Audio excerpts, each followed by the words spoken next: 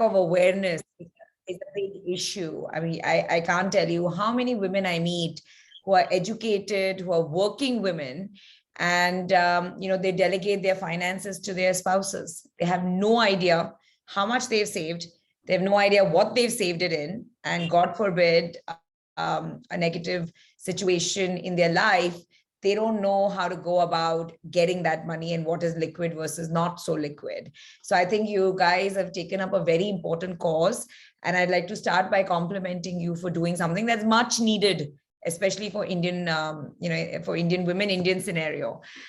So, coming back to your question, Hena, about how do I balance my sort of bigger vision with the day-to-day challenges or demands on my time.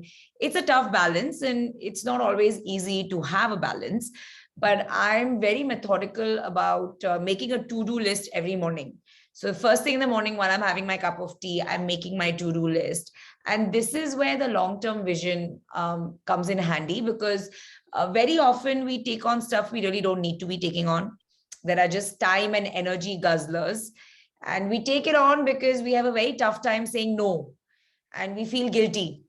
And that guilt and our inability to say no fills up our to-do list with a lot of things that are really not value added and to the detriment of our physical and mental health at times. So I'm very disciplined about saying no. I'm very disciplined about not taking on things that are not aligned to my vision. So when I look at my vision, there are only three purposes I've defined for myself. One is healthcare. Second is entrepreneurship, and third is women's causes. Anything that doesn't in these three, I just say no to it. I politely say no to it. I mean, this is, of course, on the work front, and then I have my personal health and my family commitments, of course, these two things. But I'm talking from a work perspective purely. I will not take on things that don't fit on these three metrics, because I can't do everything and I can't be everywhere. And if I spread myself too thin, I will not be able to do a deep dive on the three things that matter most to me. So when I'm making my to-do list every day, I'm constantly keeping the broader vision in mind and reminding myself to say no, and reminding myself to not prioritize things that don't fall within that broader vision. Right. And also personal care, right? I think to your point, women tend to ignore that with whether it's stuff at home or if you're running a business and having to say, juggle so many things. Mental health, personal care. I want to talk for a minute on that, because that's something that's very close to my heart. Yeah. I think I always keep saying this: women are great at time management, but terrible at guilt management. And we are always beating ourselves up for taking out time for ourselves. We don't prioritize ourselves enough. And just like finance is a very important element, health is a very important element. We don't go for our annual checkups. When World Economic Forum did a survey out of 156 countries, India ranked 155th. Most people are not aware that 1 in every 2 women are anemic. They don't go for that annual checkup. So, we need to learn to prioritize ourselves, and we need to go for those annual checkups. And most importantly, we need to know that it's okay to be called selfish. If taking some quiet time for yourself, whether it's for your workout or just bonding with girlfriends, is called selfish, take that tag and that label with pride. Yeah. No, I think that message is super important. Namita, I'm a new mom, and I mean, it's only been 3-4 months now, but already kind of dealing with, some of that, whether it's guilt, whether it's being called selfish, whether it's, prioritizing my business sometimes, so absolutely. I love that. I'm a mother for 16 years. My older one is 16, and I still get called a bad mother. So those labels are never going to go. Yeah. I just have to become thick-skinned, Hena.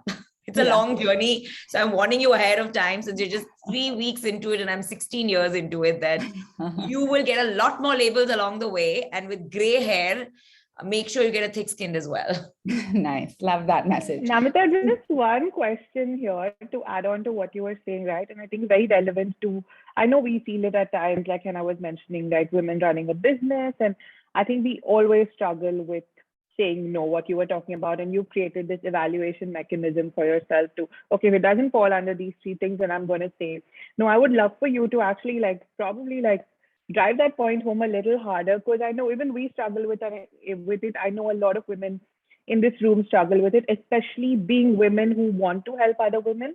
At times we're like, oh, how do I say no to this request? I don't really have those 30 minutes, but I'm like managing, I'm giving up on something which is probably a little more important in my life to spend that time talking to somebody. Yeah. It's like a muscle. The more you practice, the more you develop it. So the first time it was very hard for me. But then the more you do it and the more you push yourself to do it, it'll become easier. So certain things in life, there's no magic formula. If you know that's the thing that has to be done, just realize it'll be incredibly difficult the first 6-7 times, but it's like bitter medicine, right? Certain things you have to do because they're good for you.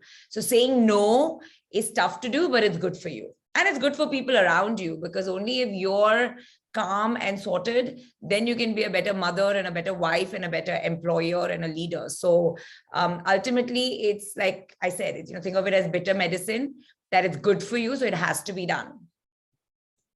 Makes sense. And to your point around wellness as well, right? Absolutely health, physical, mental health as well. But we do see the financial health part often getting ignored, right? Let's say someone else managed it for you, or women tend to, at least with our income, tend to just park it in FDs. It's safe there. I can see where it is. I'm guaranteed getting whatever, 5-6% on it.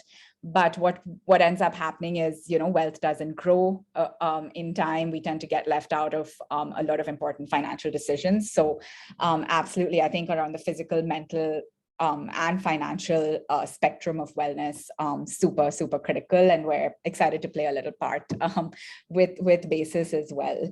And so speaking about money, Namita, I think one of the other questions from our community, which is interesting, is, are you impatient or patient when it comes to your money goals?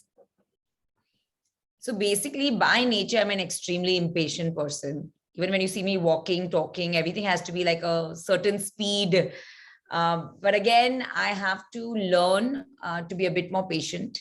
I have over the years taught myself and trained myself through various techniques, whether it is meditation, whether it is just detaching myself consciously a bit, to become a bit more patient. Because like anything in life where finance is concerned, it's always good to have a long-term outlook.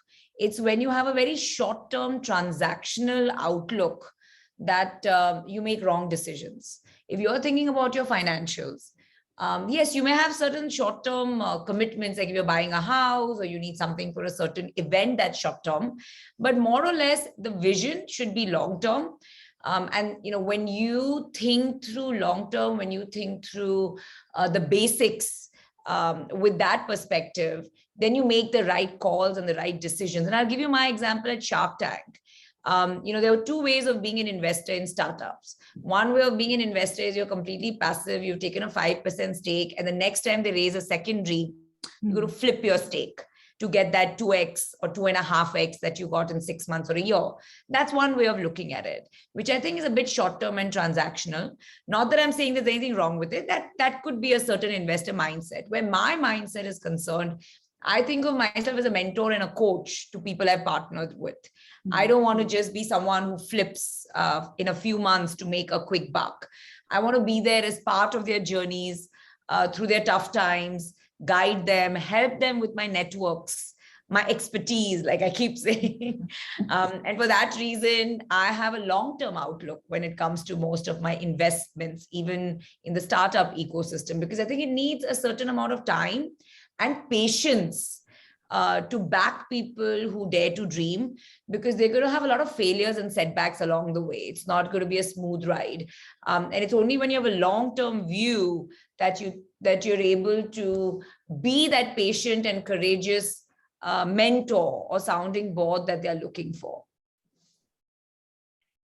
Namita, I actually have a follow-up question on this, right? While the question was, of course, how patient or impatient you are around like getting to your goals, especially in this context, say the money or financial goals, right? I remember watching this interview of yours where I think another shark was probably talking about how a couple of deals of his didn't go through.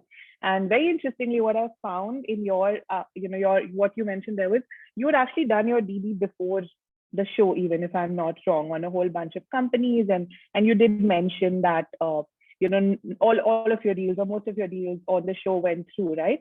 So I think that's also, which is we talk about basics a lot. We talk about this a lot at basics, where women are a lot more thorough, a lot more deliberate with investment decisions, right? Here, the context was different, of course. It was investing in startups. But I think just that when you mentioned it, that, oh, I did my DD even before this happened, right? And I think women don't get enough credit for how much effort and research that we put into even making decisions, right? And our decisions or our approaches are shortchanged. Would love to hear your approach when it comes to any investment decision in any context. So firstly, a few of my deals unfortunately did not go through because, people have seller's remorse. That's very common in the US Shark Tank as well, where they agree to a certain valuation during the pitch. And then once their episode gets aired on television, if it's not signed by that time and they get a few better offers from other investors, then they come back and say, hey, I want a higher valuation, which you may not be okay with because they change the terms from when you gave them a deal to when, before you sign on the paper. So unfortunately, a few of the deals didn't go through for that reason, but that seller's remorse is fairly common even in the US. Having said that, I guess your question is being thorough, being, efficient, managing your time well, being organized, an asset that women have? Absolutely, yes.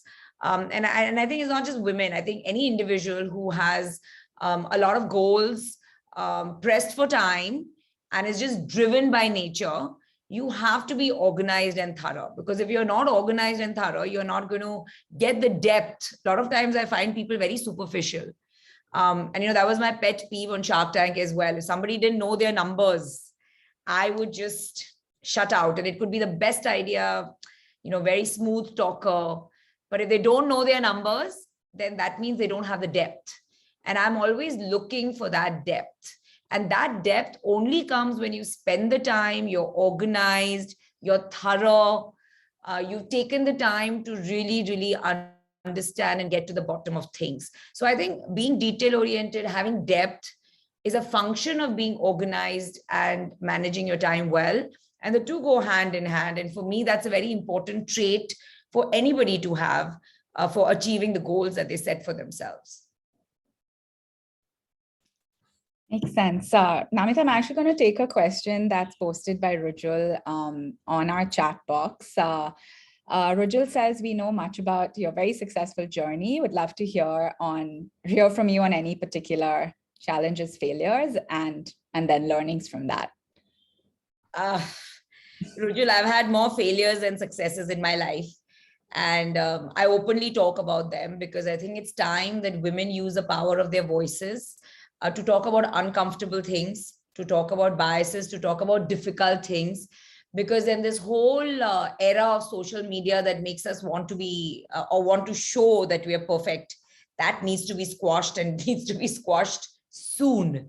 We need to show we're not perfect. We need to talk about uncomfortable things so that it normalizes a lot of things in people's lives and gives hope to many others. So I'll just quickly tell you about many failures of mine. So, growing up, I was very overweight, had a lot of facial hair.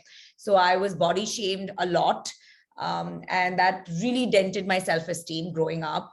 Then when I was in the US, we went through massive layoffs. I had a lot of issues around that.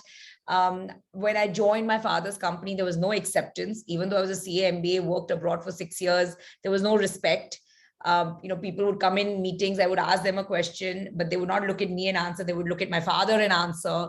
Then even after proving myself as a CFO for many years, and I'd done what I think was a great job, and I wanted to now control, a line function in the P&L, which is the India business. I was told, you're a finance person and you've never done sales before, you can't do it. That was very, very, very demoralizing for me because I really thought I was good and I could do it. I was not given that. I was told you have a year to do it. People would show up at meetings and overrule my decisions. I mean, I've had my set of setbacks, even with my, I had 2 failed IVF attempts before I just miraculously conceived naturally, but those were very traumatic times in my life. I've had to lay off 300 people at Emcure. I was trolled mercilessly on social media, a lot of lawsuits on my name through all the unionized territories or medical representatives. That was a very tough phase. I lost two of my best leaders because they couldn't handle the pressure. And everybody knows how difficult it is to get talent. And so when you lose two good people, that has a massive impact on your top line and bottom line. So, I often call myself the chief problem officer, because at our level in the company, people don't bring the good news. They just come with the bad news. And you have to have, you have to be calm, and you have to be patient, and you have to stay positive, and you have to keep giving them solutions. Some work out, and you're happy they worked out, but many do not work out. So we face failures on a daily basis. And the only way to deal with it is, pick yourself up, dust yourself, and say, you know what, tomorrow is a new day, and we shall start fresh again with smile on your face and a spring in your step, and just stay positive. Because, even when you fail, you learn. And so it's not about asking why this happened to me. If you start asking the right question, if you replace the why did this happen to me with what has this taught me, you will just grow with each passing day. And honestly, Rujul, that's the best way to live life. Instead of negativity, live it with positivity, that, hey, you know what? Even this failure taught me something, and I've grown as a person, and I've become a better human being. I've become a better leader, and I'm that much better for it. Yeah, I think the one line which I love here is you either succeed or you learn, right? Like those are the two outcomes. In fact, I want to show you this. I'm on the board of Mr. Mariwala, Marico's, one of his companies. And yesterday when I went for the meeting, day before, he gave this. So see what this says. And basically, there's a little notepads given to all of us to take our notes during the meeting. And he says, failures are a part and parcel of an entrepreneur's journey. Sometimes you win and sometimes you learn. And it's just so concise and so beautiful. And I always, I'm going to keep this here on my table, and I'm going to make little banners of this and put in our offices, because failure is still a very big taboo in our country. And people don't realize that failure should be welcomed, because failure is the best way to learn and grow. So failure is actually a good thing and not a bad thing, the way we've stigmatized it. And it's fairly inevitable, right? It's hard to just try something out and it's inevitable. It's inevitable. So it's about changing your approach and your attitude towards it. Yep, makes sense. No, but thanks for sharing that, Namita. I think both the professional and the personal, not losses, they were not losses necessarily, but it was a failed IVF procedure or everything that was going wrong with the business, like losing leadership. I know as we hire, how really difficult it is to get good set of people, and then losing them is, of course, almost like you're going to mourning very briefly after that, right? It's really hard. But we do have another question for you that we got, and actually these are two questions. I'm going to try and address them together. So the first question was from Swapna, which is, if we can talk about ideation in entrepreneurship. Often we have ideas, but we get stuck in executing them. And I think, correlating to that is, where should someone start looking? What's the question? See, often we get stuck in just ideating, right? I have a great idea, but I'm not able to execute on it. And I think correlated to that is, where should someone start looking when she wants to start a business, right? Especially when she doesn't come from a business background, it's a lot harder. So you may have the best ideas, but you're not able to proceed with them. Yeah. So your question is around funding. Is that the question? How do you get proceeding? Funding? Sapna, feel free to unmute yourself, and yeah. It's about the ideation, Namita. Hi. So, idea means nothing. Okay. I mean, idea is like 1% of the job. I'm all about execution, and execution, no one's going to teach you. Most entrepreneurs who are successful have that fire in their belly. They try 100 things and then 5 things work. So you just have to go out there, get the customer survey, get the customer insights, keep tweaking your product or your service, see how much you can sell. And then based on, again, customer feedback, keep changing your pricing, your features, your pitch. I mean, you have to do it. No one's going to push you to do it. If you don't have that drive in you to convert the idea to execution, then you probably should just kill it at the idea stage. It's all about the execution. The part that is tough is the funding part, because even globally, there's statistics like only 2.3% female-led ventures get funded, right? So funding is a challenge. And the way you get funding, because that's the only way you're going to scale, is firstly, you should have got a certain amount of sales to establish credibility and a product market fit. Secondly, like I said, you should know your numbers and you should be an expert in that domain just by sheer fact that you work so hard around it. And in terms of funding, it's always good to be bootstrapped initially till you get to a certain size. If you don't have the money to be bootstrapped, which is self-funded, then friends and family is a great option. If you don't have friends and family who can help you, then a co-founder sometimes helps, who can bring in the funds for a certain equity.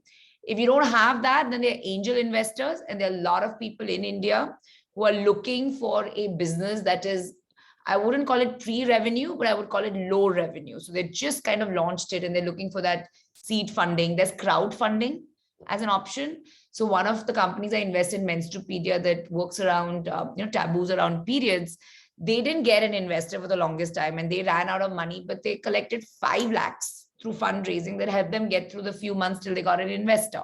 So there are various options for funding, but at the end of the day, no one's going to tell you what to do. As an entrepreneur, you have to have the drive to keep trying things and keep learning. And then an investor can come in to give you money to scale and can give you some strategic inputs, but the execution is all you, and you have to build the right teams. I mean, one of my biggest leadership mantras is hire teams smarter than you and learn to delegate. So you just have to work hard and then just hire the smartest teams that challenge you. Great. No, that was very helpful. Namita, I think a lot of times people feel insecure around people who are smarter than them, right? Oh, she's probably, or he's junior than me, but sounds or is smarter than me. Not a bad thing at all.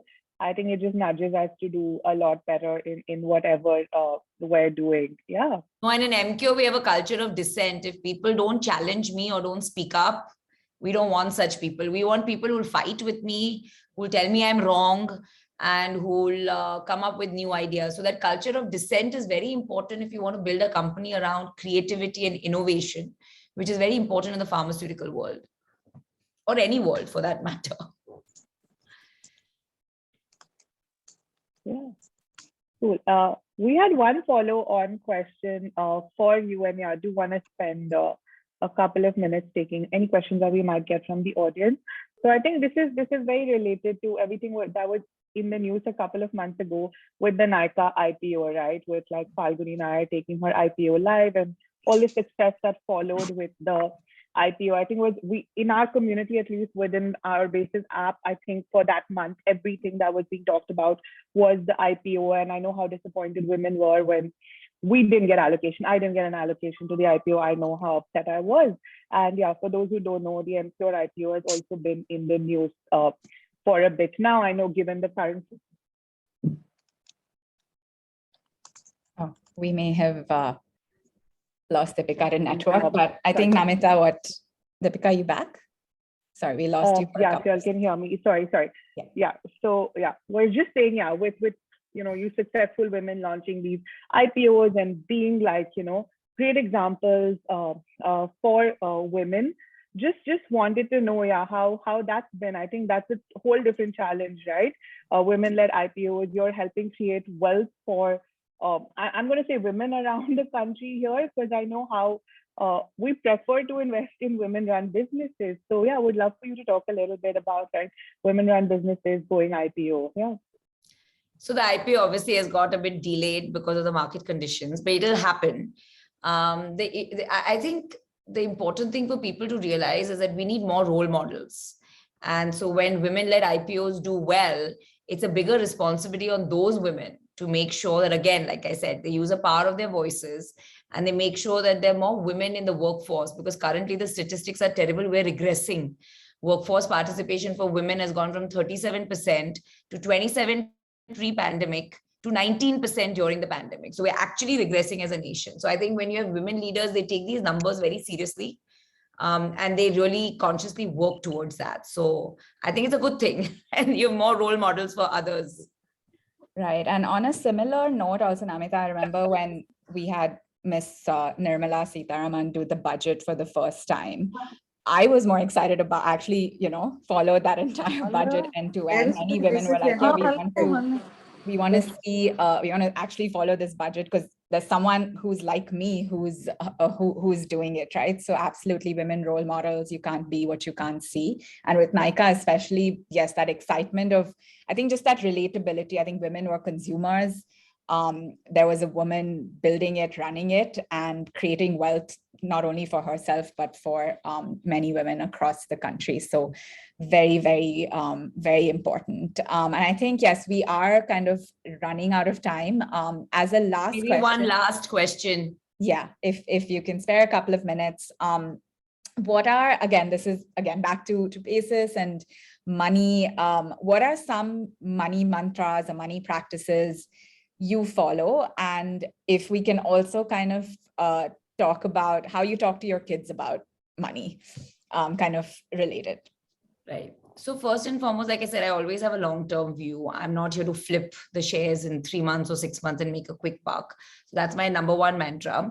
Second, I have a good mix of, like any investment person will tell you, you always have to marry your risk appetite to the kind of investment options you pick. So what percent is going to be debt versus individual stocks versus mutual funds? You got to figure that out based on your profile and not what someone tells you.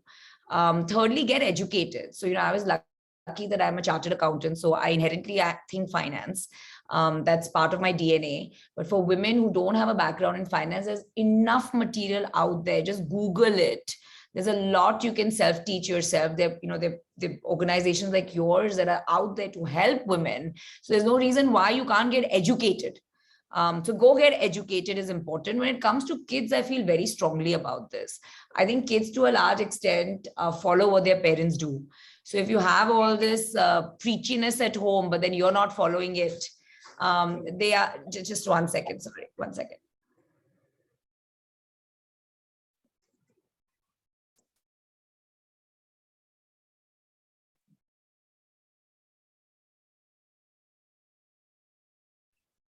Sorry, I'm in my office. So it was my father who just walked in.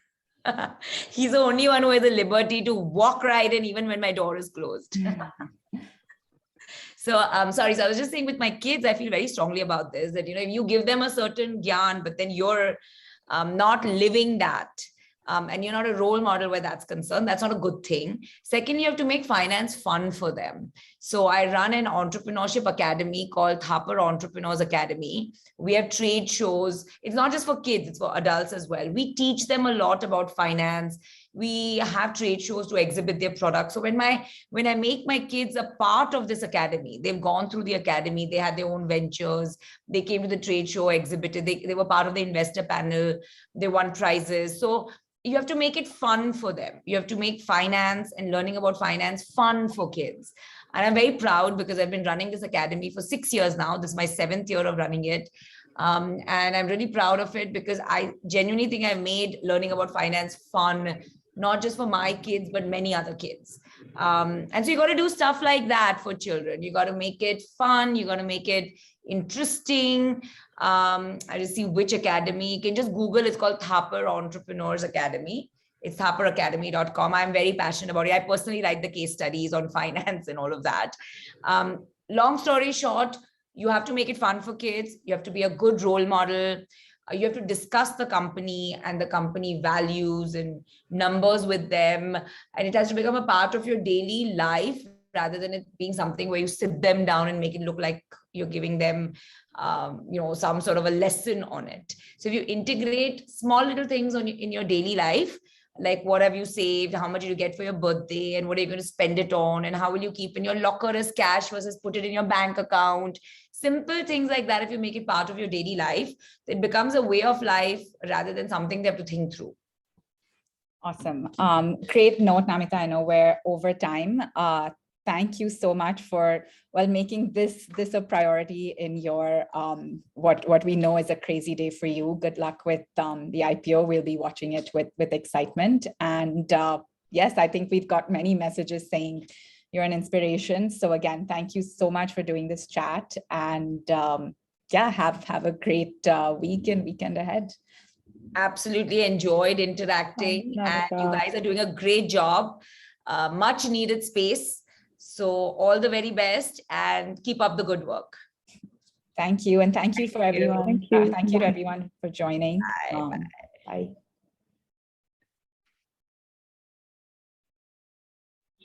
Well, the Basis team may hang around for 5 minutes in case folks have any follow-on questions. But thank you so much for joining. Hopefully, y'all took away some important insights.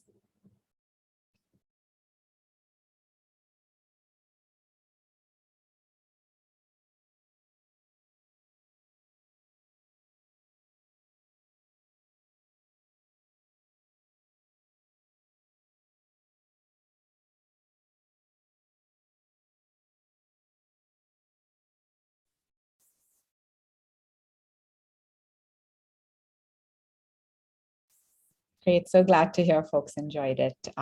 We'll be around for a couple of more minutes in case you have questions for us.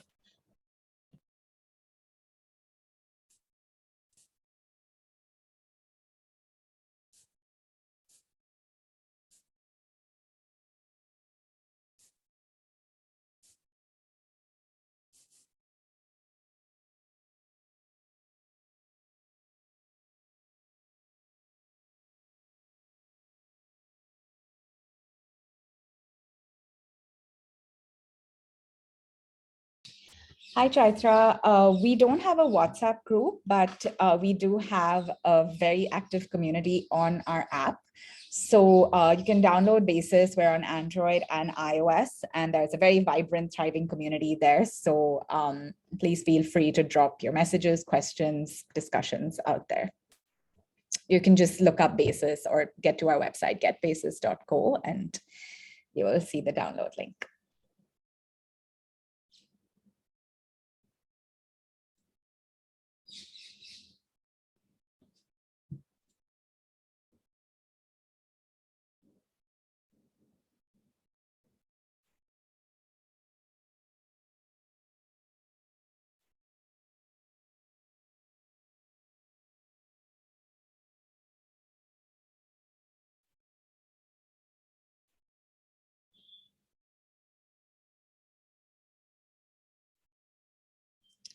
Hi, Shweta. So the power card, as we alluded to, is it's actually a pay later card that we're introducing, all sort of curated for women.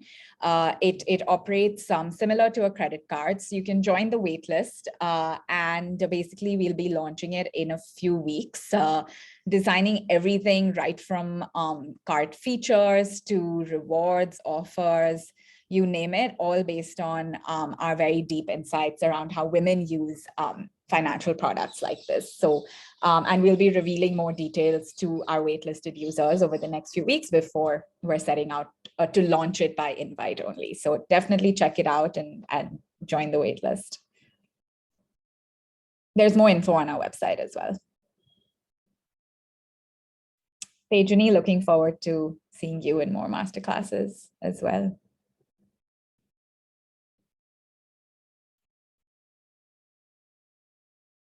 Awesome. Great, Shweta. Thank you. And thanks for joining today.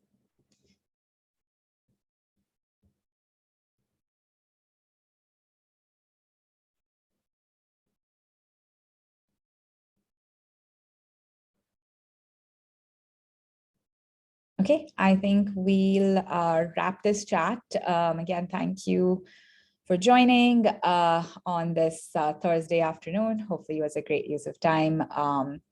We love the chat with Namita, and we're very grateful that she took the time out to do this with us. And yeah, see you on the Basis community, see you on the Power Card waitlist, and thank you, everyone.